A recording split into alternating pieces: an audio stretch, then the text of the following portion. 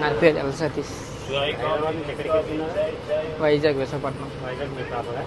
Proper Vizag. ఎలా ఉంది అక్కడ ఇప్పుడు వైజాగ్ క్యాపిటల్ చేస్తాను, డెవలప్మెంట్ అయిందా? డెవలప్మెంట్ అంటే ప్రజెంట్ అంతేం లేదు, అయ్యిందే దాన్ని ఇంకొద్దిగా ఇంప్రూవ్ చేశారు. నెక్స్ట్ వన్ ఏంటంటే హెల్త్ విషయాలు అయితే చాలా బెటర్ అనిపిస్తుంది అప్పుడు మీద. ఇంకా నేను మెడికల్ మార్కెటింగ్ చేస్తాను అనమాట, అందుకోసమే.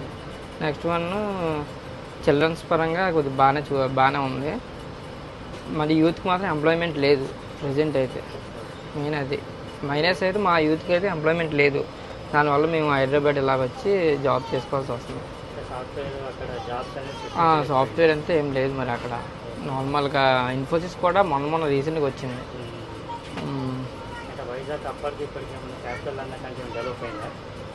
వైజాగ్ అయితే వైజాగ్ అయితే డెవలప్ అయింది. మళ్ళీ ఆ చుట్టుపక్కల అంటే ఎట్ లేదు మరి. వైజాగ్ అయితే చాలా బాగుంది ప్రజెంట్ అయితే.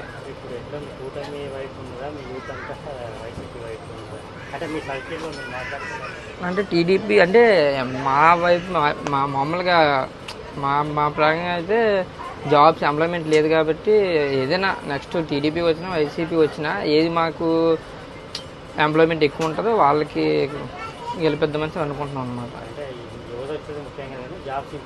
జాబ్స్ ఇంపార్టెంట్ కదా, అందుకోసమే.